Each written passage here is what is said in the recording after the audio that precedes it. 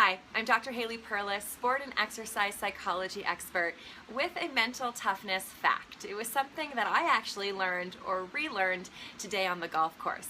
It was a slow go today, a very slow round. We were lined up right from hole number 1.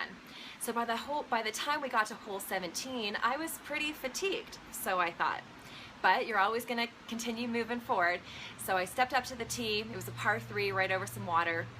And I swung, and that ball went straight into the water. And I looked around, and I saw on hole 18 we were still going to be standing in line, so I asked the two people that I was golfing with if they wouldn't mind if I took another shot, took a mulligan. Something I don't usually do, but we had the time. No one really minded. So I walked back up to my golf bag, put my current club back in, which was the club I usually use on that hole, and grabbed what I wanted to be a longer club, meaning a club that was going to give me longer distance.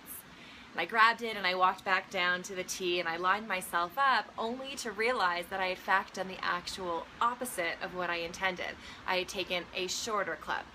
But I was too fatigued to go back up and time was running out, so I just said to myself, you know what, Haley, give it every ounce of effort and energy that you have. And so I did, and I swung, and that ball went exactly where I wanted to go. It was probably the most perfect or the best performance that I'd had on that hole. And that's where that aha moment came in, and I reminded myself, I relearned that often our minds fatigue before our bodies do. Now, you don't have to be a golfer to apply this lesson. In any sport, in any conditioning, in business, in anything, when you find that you are fatigued, when you think you are fatigued from head to toe, give it one more shot. See if you can just shut off the brain for a second and give it every ounce of effort and energy that you have.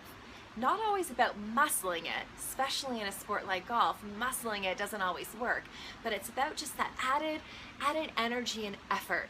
And I promise you, more times than not, your performance will surprise you because it's often not your body that's fatigued, it's your mind. So one more time, the mental toughness fact is that our minds tire often before our bodies do, meaning if we just kind of shut down our minds for a second and gave it every ounce of effort, our bodies could do a whole lot more than we probably thought was possible. If you have any questions or comments, leave them in the space provided, and until next time, have a fabulous rest of your day.